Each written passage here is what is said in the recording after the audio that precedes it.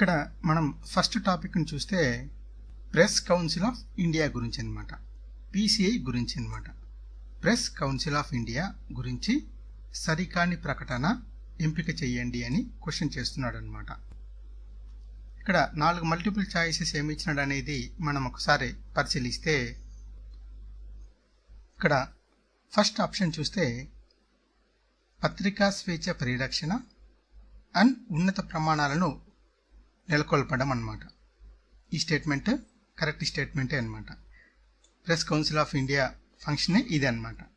Second one, press council of India నందు ఒక chairman plus 30 మంది సభ్యులు ఉంటారు అని సెకండ్ స్టేట్మెంట్ ఇస్తున్నాడు అనమాట.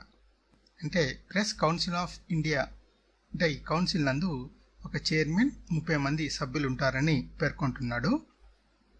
ఇది రాంగ్ స్టేట్మెంట్ అనమాట. ఎందుకో చూద్దాం. నెక్స్ట్ స్టేట్మెంట్ ప్రత్యేక కమిటీ ద్వారా చైర్మన్ను ఎంపిక చేస్తారు అని ఇస్తున్నాడు అనమాట. ఇది కరెక్ట్ స్టేట్మెంటే. నెక్స్ట్ వన్, ఫోర్త్ ఆప్షన్ మనం చూస్తే పదవీ కాలం ముగిసిన సుప్రీంకోర్టు న్యాయమూర్తులను జడ్జిలను ప్రెస్ కౌన్సిల్ ఆఫ్ ఇండియా చైర్మన్గా నియామకం చేస్తారు అనేది ఈ ఫోర్త్ ఆప్షన్ అనమాట. ఇది కూడా కరెక్ట్ ఆన్సరే. ఆప్షన్ బి మాత్రం రాంగ్ ఆన్సర్ అనమాట. ఎందుకు రాంగ్ ఆన్సర్ అంటే press council of India council నందు ఒక చైర్మన్ మరియు 28 మెంబర్స్ మాత్రమే ఉంటారనమాట. ఇక్కడ 30 మెంబర్స్ ఉన్నారు కాబట్టి ఈ స్టేట్మెంట్ రాంగ్ అనమాట. 28 అన్నది కరెక్ట్ అనమాట. 28 + 1 అనమాట ఈ కౌన్సిల్లో ఉండే మొత్తం సభ్యుల సంఖ్య అనమాట. ఇక్కడ ఈ కొన్ని పాయింట్స్ని చూస్తే మన ఎగ్జామినేషన్కు సరిపోదు. మన ఎగ్జామినేషన్ పాయింట్ ఆఫ్ వ్యూలో క్వశ్చన్ చేస్తున్న విధానాన్ని, డెప్త్ ఆఫ్ క్వశ్చన్ను చూస్తే మరికొన్ని ఇంపార్టెంట్ అయిన పాయింట్స్ను మనం డిస్కస్ చేయాలి. ఈ టాపిక్లో ఎగ్జామినేషన్కి అవసరమైన పాయింట్స్ ఏమున్నాయనేది మనం ఒకసారి పరిశీలిస్తే ఈ యొక్క ప్రెస్ కౌన్సిల్ ఆఫ్ ఇండియా అనేది క్వాషీ జ్యుడిషియల్ అటానమస్ అథారిటీ అనమాట. ఈ ప్రెస్ కౌన్సిల్ ఆఫ్ ఇండియాను ఎప్పుడు ఏర్పాటు చేశారంటే ది ప్రెస్ కౌన్సిల్ యాక్ట్ 1978 ప్రకారం ఈ ప్రెస్ కౌన్సిల్ ఆఫ్ ఇండియాను ఏర్పాటు చేయడం జరిగిందనమాట. ఈ యొక్క కౌన్సిల్ నందు ఒక చైర్మన్ 28 మంది సభ్యులు ఉంటారనమాట. తర్వాత మరో ముఖ్యమైన పాయింట్ ఏంటంటే రిటైర్డ్ సుప్రీంకోర్టు యొక్క జడ్జిని ఈ యొక్క ప్రెస్ కౌన్సిల్ ఆఫ్ ఇండియా చైర్మన్గా నామినేట్ చేయడం జరుగుతుందన్నమాట. ఇక్కడ కమిటీ నామినేట్ చేయడం జరుగుతుందన్నమాట. ఈ కమిటీ గురించి మనం డీటెయిల్గా డిస్కస్ చేస్తే ఇందులో సభ్యులు ఎవరున్నారంటే లోక్సభ స్పీకర్, రాజ్యసభ యొక్క చైర్మన్ మరియు ఈ 28 మంది సభ్యులు ఉంటారు కదా కౌన్సిల్లో, వారిలో ఒకరు మెంబర్గా ఉన్న 3 బాడీ కమిటీ యొక్క ప్రెస్ కౌన్సిల్ ఆఫ్ ఇండియా చైర్మన్ను ఎంపిక చేయడం జరుగుతుందన్నమాట, నామినేట్ చేయడం జరుగుతుందన్నమాట. అంటే ఇక్కడ లోక్సభ స్పీకర్, రాజ్యసభ చైర్మన్ మరియు ఈ 28 మెంబర్స్లో ఒక మెంబర్ సభ్యులుగా గల ఈ committee press council of India చైర్మన్ను ఎంపిక చేయడం జరుగుతుందన్నమాట. సో ఈ క్వశ్చన్కి కరెక్ట్ ఆన్సర్ ఏంటంటే ఆప్షన్ బి అన్నమాట. తర్వాత నెక్స్ట్ క్వశ్చన్ మనం చూస్తే దేశవ్యాప్తంగా చర్చల్లో ఉన్న 3 కొత్త క్రిమినల్ చట్టాల గురించి వాస్తవాలను వెలికి తీయండి అనేది క్వశ్చన్ అన్నమాట. ఇక 4 మల్టిపుల్ చాయిసెస్ని మనం ఒకసారి పరిశీలిస్తే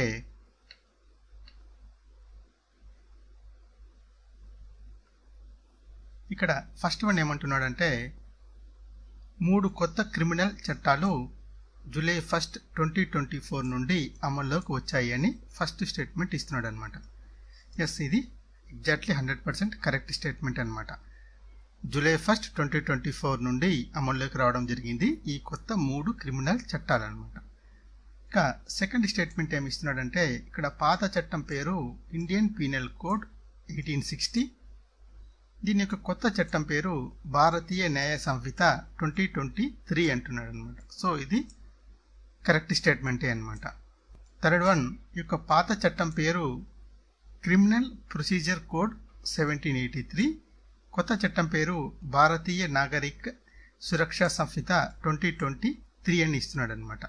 ఇది కూడా కరెక్ట్ స్టేట్మెంటే అనమాట. And fourth one, Indian evidence act 1898 and కొత్త చట్టం పేరు భారతీయ సాక్ష్య అధినియం 2023 అనమాట. అంటే ఇది ఈ 3 చట్టాలు ఏంటంటే మన భారతదేశ చరిత్ర గతిని మార్చే చట్టాలన్నమాట. వీటి గురించి, ఇందులో ఉన్న ప్రొవిజన్స్ గురించి మనం తర్వాత డీటెయిల్గా ఒక్కొక్క చట్టానికి సంబంధించి డిస్కస్ చేద్దాం. దీనికి కరెక్ట్ ఆన్సర్ ఏంటంటే ఈ క్వశ్చన్కి ఆప్షన్ ఈ పైవన్నీ సరైనవే అనమాట. పై అన్ని అంశాలు సరైనవే అనమాట. ఇంకా ఈ 3 కొత్త క్రిమినల్ చట్టాల్లో గల కొన్ని ప్రొవిజన్స్ పైన ఇంకా దేశవ్యాప్తంగా చర్చ జరుగుతూ ఉందన్నమాట.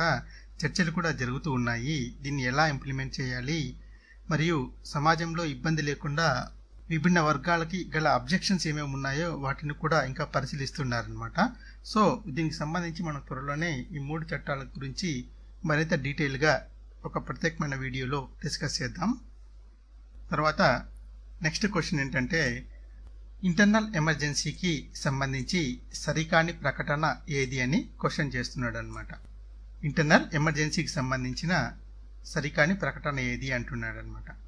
ఇక్కడ మనం ఈ ఛాయిసెస్ చూస్తే జూన్ 25, 1975న ఇంటర్నల్ ఎమర్జెన్సీని విధించారనేది ఫస్ట్ స్టేట్మెంట్ అనమాట. ఈ డేట్ అనేది వెరీ ఇంపార్టెంట్ అనమాట. మన భారతదేశ రాజకీయ చరిత్రలో ఈ డేట్ ఎప్పటికీ మర్చిపోలేం డేట్ అనమాట. 25 జూన్ 1975 ఈ డేట్న ఇంటర్నల్ ఎమర్జెన్సీని ఫర్ ద ఫస్ట్ టైం విధించారనమాట. సో ఇది కరెక్ట్ స్టేట్మెంటే అనమాట. సెకండ్ స్టేట్మెంట్ ఎమర్జెన్సీకి సంబంధించిన పవర్స్ని, ఈ ఆర్టికల్స్ని మొత్తం డీటెయిల్గా 19వ భాగంలో పొందుపరిచారనేది సెకండ్ స్టేట్మెంట్ ఇస్తున్నాడు అనమాట. ఇక థర్డ్ వన్ 50 సంవత్సరాల క్రితం ఇంటర్నల్ ఎమర్జెన్సీని ఒక్కసారి విధించారని పేర్కొంటున్నారు అనమాట. Yes, correct.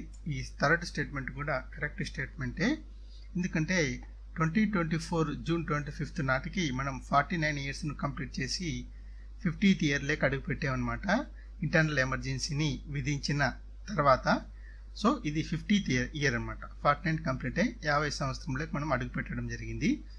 ఈ థర్డ్ స్టేట్మెంట్ కూడా కరెక్టే అనమాట.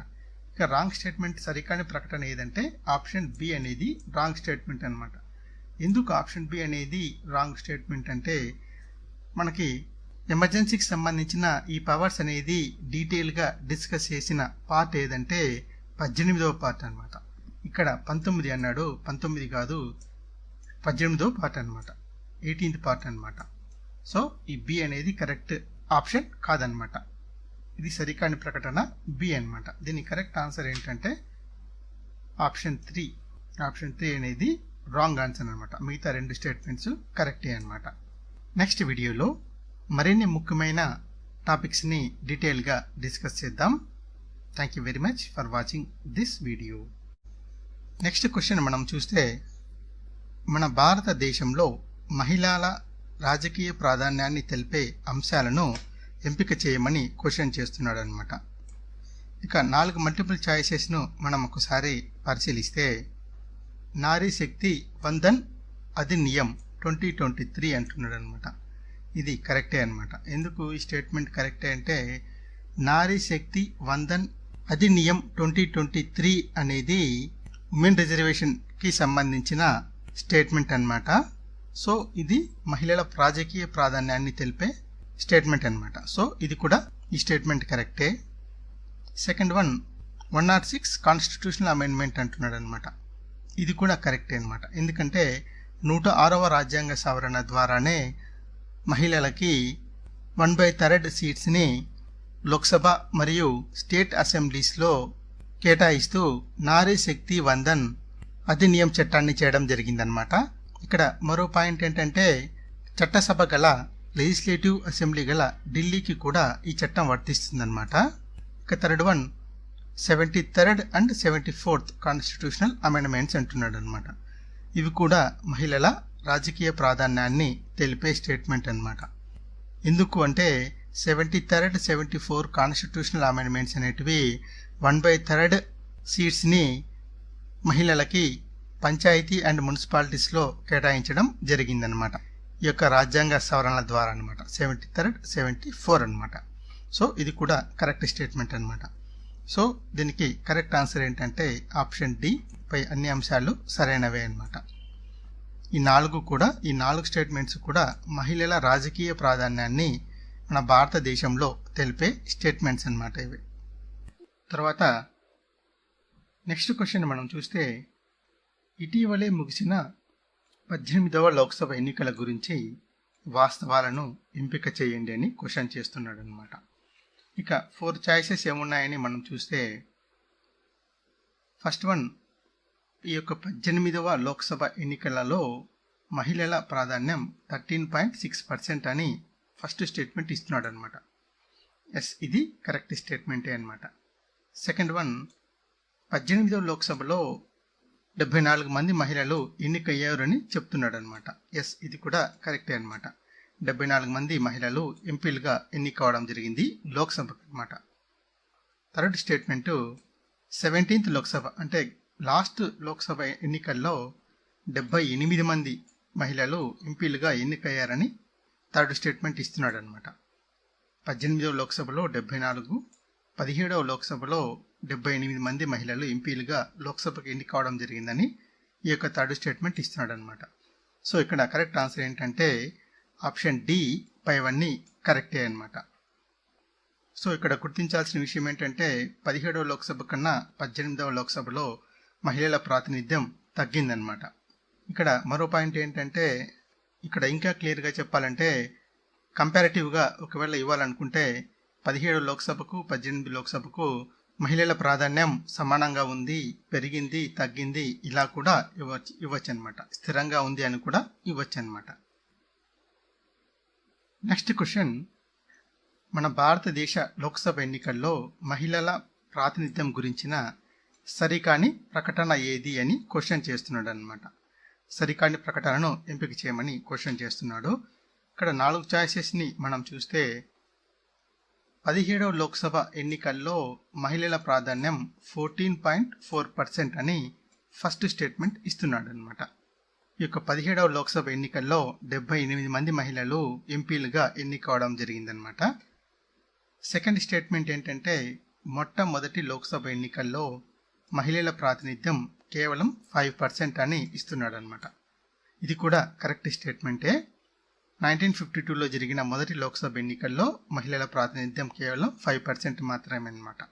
నెక్స్ట్ స్టేట్మెంటు, థర్డ్ స్టేట్మెంటు, ప్రస్తుతం అంటే T2024లో రాజ్యసభలో మహిళల ప్రాతినిధ్యం 14.05% అని ఇస్తున్నాడు అనమాట. ఇది కూడా కరెక్ట్ స్టేట్మెంటే అనమాట.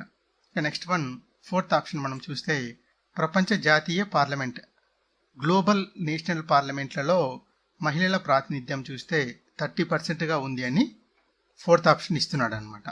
ఇది కరెక్ట్ స్టేట్మెంటా అంటే ఫోర్త్ స్టేట్మెంట్ అనేది రాంగ్ స్టేట్మెంట్ అనమాట. ఎందుకు ఫోర్త్ స్టేట్మెంట్ రాంగ్ స్టేట్మెంట్ అంటే గ్లోబల్ నేషనల్ పార్లమెంట్లలో ఉమెన్ షేర్ ఎంత ఉందంటే 26.9% అనమాట. 30% కాదు, 26.9% అనమాట. సో ఈ ఫోర్త్ వన్ అనేది సరికాని ప్రకటన అనమాట, wrong statement. Correct answer option D అనమాట.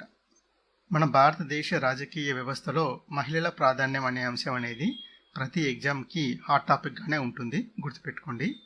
ఇక్కడ మనం మాట్లాడుకుంటున్న, డిస్కస్ చేస్తున్న ప్రతి పాయింట్ ఎగ్జామినేషన్ పాయింట్ ఆఫ్ వ్యూలో వెరీ వెరీ ఇంపార్టెంట్ అనమాట. పాయింట్ మిస్ అయితే మీకు మార్క్ మిస్ అయినట్టే, గుర్తుపెట్టుకోండి. నెక్స్ట్ క్వశ్చన్ చూస్తే పోస్ట్ ఆఫీస్ యాక్ట్ 2023 అమల్లోకి వచ్చింది. దీనికి సంబంధించిన సరైన ప్రకటన ఏది అనేది క్వశ్చన్ అనమాట. ఇక 4 మల్టిపుల్ చాయిసెస్ని మనం చూస్తే ఫస్ట్ స్టేట్మెంట్ ఏమిస్తున్నాడంటే ఇండియన్ పోస్ట్ ఆఫీస్ యాక్ట్ 1898 స్థానంలో దీన్ని అమల్లోకి తీసుకొని రావడం జరిగింది అని ఇస్తున్నాడు అనమాట. ఇది కరెక్ట్ స్టేట్మెంటే, no doubt. Indian post office act 1898ను రీప్లేస్ చేస్తూ ఈ పోస్ట్ ఆఫీస్ యాక్ట్ 2023ని తీసుకొని రావడం జరిగిందనమాట. సో ఈ ఫస్ట్ స్టేట్మెంట్ కరెక్ట్ అనమాట. సెకండ్ వన్ ఏమి ఇస్తున్నాడు, director general of postal services DGPS ఈ ఇండియన్ పోస్టల్కి అధిపతి అని ఇస్తున్నాడు అనమాట. Head of the Indian post అని ఇస్తున్నాడు అనమాట. ఎస్, ఈ చట్టం ప్రకారం ఇది కూడా కరెక్ట్ స్టేట్మెంటే అనమాట. ఇక third one citizen centric services లక్ష్యం అని ఇస్తున్నాడు అనమాట. ఈ third option citizen centric services లక్ష్యం అని ఇస్తున్నాడు అనమాట. ఎస్, ఇది కూడా కరెక్ట్ స్టేట్మెంటే అనమాట. దీంతో పాటుగా మనకు ఎగ్జామినేషన్ అడగడానికి మరికొన్ని పాయింట్స్ను మనం చూస్తే సిటిజన్ సెంట్రిక్ సర్వీసెస్తో పాటుగా బ్యాంకింగ్ సర్వీసెస్ను మరియు గవర్నమెంట్ చేపట్టే ప్రభుత్వం చేపట్టే స్కీమ్స్ని సమాజంలోని చిట్ట చివరి వ్యక్తి వరకు తీసుకెళ్లే విధంగా మన పోస్టల్ సర్వీసెస్ని మెరుగుపరిచే లక్ష్యంతో ఈ యొక్క పోస్ట్ ఆఫీస్ యాక్ట్ 2023ని తీసుకొని రావడం జరిగిందనమాట. సో ఆప్షన్ సి కూడా ఈ థర్డ్ స్టేట్మెంట్ కూడా కరెక్టే అనమాట. నెక్స్ట్ వన్ ఫోర్త్ స్టేట్మెంట్ ఏమిస్తున్నాడు, ఈజ్ ఆఫ్ డూయింగ్ బిజినెస్ను మెరుగుపరచడం అని ఇస్తున్నాడు అనమాట. ఎస్, ఇది కూడా కరెక్ట్ స్టేట్మెంటే అనమాట. అంటే ఈజ్ ఆఫ్ డూయింగ్ బిజినెస్తో పాటుగా ఈజ్ ఆఫ్ లివింగ్ను కూడా మెరుగుపరచడం, అంటే ప్రజల జీవనం మరింత సౌలభ్యంగా ఉండడానికి అనే లక్ష్యంతో ఈ యొక్క పోస్ట్ ఆఫీసెస్ సర్వీసెస్ను మార్చడానికి అవసరమైన మార్పులు చేస్తూ ఈ యొక్క పోస్ట్ ఆఫీస్ యాక్ట్ 2023ని తీసుకొని రావడం జరిగిందనమాట. సో ఇక్కడ ఇస్తున్న 4 స్టేట్మెంట్స్ కూడా మనకు కరెక్టే అనమాట. సో దీనికి కరెక్ట్ ఆన్సర్ ఏంటంటే ఆప్షన్ 4 అనమాట. ఏబిసిడి అన్నీ కరెక్టే అనమాట. ఇక్కడ మరో పాయింట్ ఏంటంటే ఇండియాలో ఏర్పాటు చేసిన ఫస్ట్ పోస్ట్ ఆఫీస్ ఏదంటే 1727లో దీన్ని ఏర్పాటు చేయడం జరిగింది. ఈస్ట్ ఇండియా కంపెనీ అనమాట. ఓపెన్ చేయడం జరిగింది east India company in the year 1727 అనమాట. ఆ తర్వాత లార్డ్ డల్హౌసీ వచ్చిన తర్వాత దీన్ని మరింత మాడిఫై చేస్తూ ఒక సపరేట్ ఆర్గనైజేషన్గా ఇండియన్ పోస్టల్ సర్వీసెస్ను తీసుకొని రావడం జరిగిందనమాట.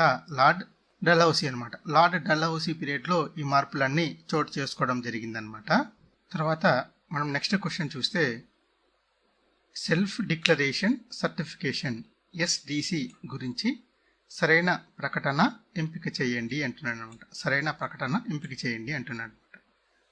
4 ఆప్షన్స్ మనం చూస్తే అన్ని రకాలైన ప్రకటనలకు అడ్వర్టైజ్మెంట్స్కి ఈ యొక్క ఎస్డిసి సెల్ఫ్ డిక్లరేషన్ సర్టిఫికేషన్ అనేది తప్పనిసరి అనేది ఫస్ట్ స్టేట్మెంట్ అనమాట.